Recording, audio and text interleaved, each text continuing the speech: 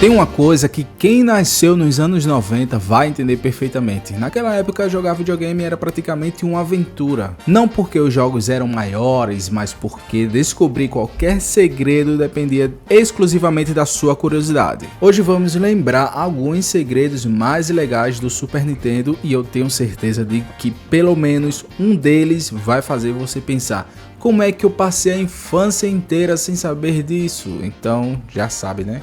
Eu me chamo Ítalo e você está no Nerd Geek Games. Então, se você já gostou dessa introdução, considere deixar o like e se inscrever no canal, beleza? Vamos lá, que aqui é sem enrolação, hein? Simbora!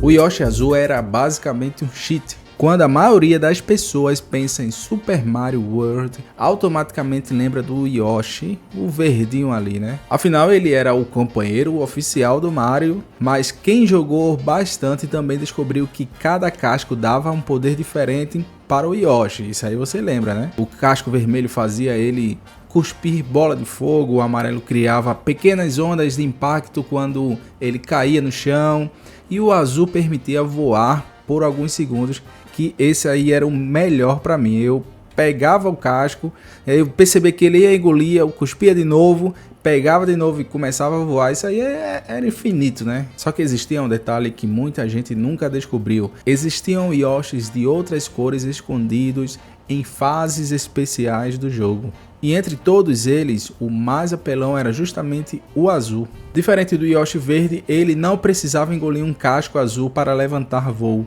Qualquer casco servia, seja vermelho, verde, amarelo, não importava, bastava colocar qualquer um na boca e pronto. Cuidado aí, viu? Você simplesmente começava a voar pela fase inteira, isso mudava completamente a maneira de jogar. Várias fases difíceis ficavam absurdamente fáceis. Alguns segredos que exigiam habilidade passavam a ser lançados em poucos segundos. Na verdade era apelão até demais, né? Inclusive até aquela capa dele dava para você voar por cima ali dos estágios, e tinha estágio que não permitia também, mas aí você já adiantava bastante. Só que o mais curioso é que muita gente zerou Super Mario World sem nunca encontrar um Yoshi azul. Isso porque eles estavam escondidos na região chamada Star World. O Yoshi azul não era um dinossauro, era praticamente um helicóptero, né? Mas se você acha que isso já era um segredo bem escondido, o próximo jogo fazia o jogador desconfiar de absolutamente qualquer parede. E curiosamente, essa era exatamente a intenção dos desenvolvedores. Considere se inscrever no canal, porque sabe como é, né? Aquela coisa, a gente começa, recomeça, se empolga, não se empolga mais. Então, se eu ver comentários de vocês interagindo, curtindo, compartilhando essas coisas, isso vai me instigar mais ainda para os outros vídeos, beleza? E vamos falar de Donkey Kong Country, que escondia coisas em todo canto.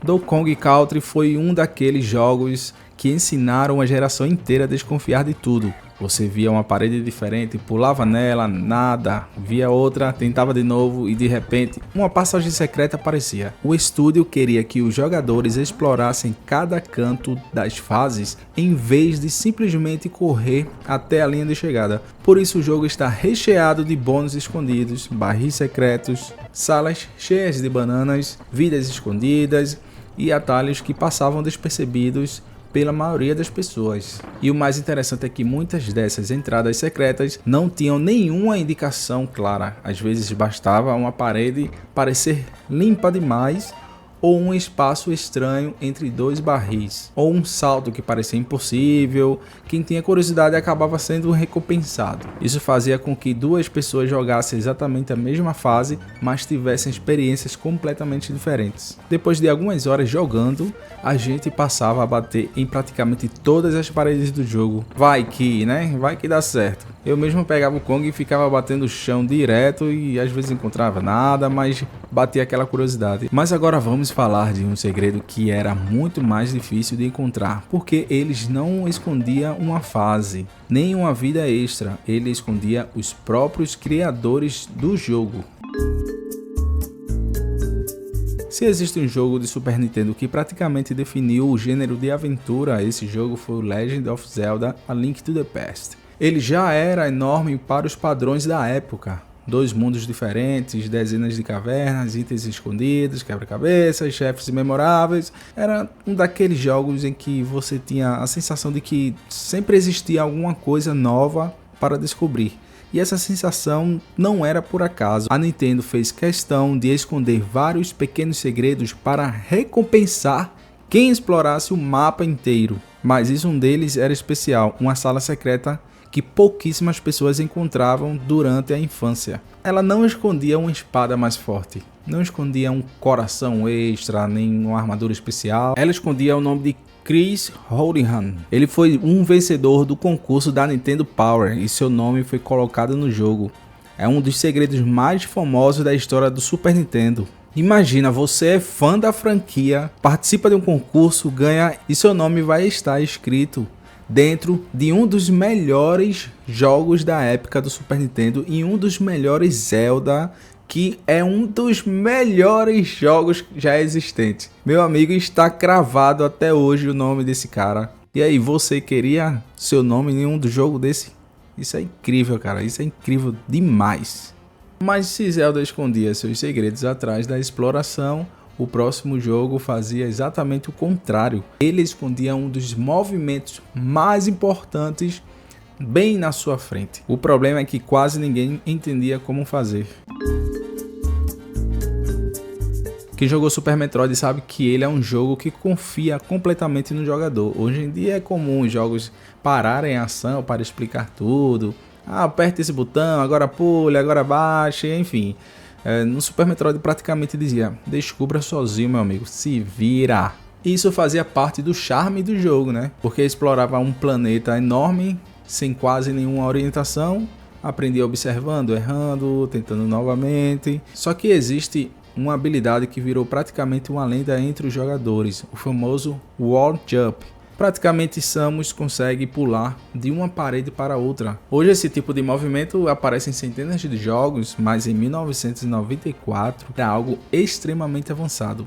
O problema é que o jogo quase não ensinava como fazer. Existe uma pequena sala onde uma criatura demonstra o movimento. Ela pula de um lado para o outro na parede. A ideia era que o jogador imitasse, só que não existia um tutorial explicando exatamente o tempo certo do botão, nem uma seta, nem nada. Era o se vira nos 30. Para descobrir isso era meio complicado, hein, na época. Ele é um daqueles jogos que parecem crescer conforme você fica melhor nele. O tutorial do Super Metroid basicamente dizia: tá vendo aquele alien pulando? Boa sorte, tenta imitar ele aí, pô. Mas agora vamos sair de um jogo sério e cheio de exploração para falar de um momento que traumatizou muita gente. Porque ninguém esperava que um dos jogos mais fofos do Super Nintendo escondesse uma transformação tão assustadora.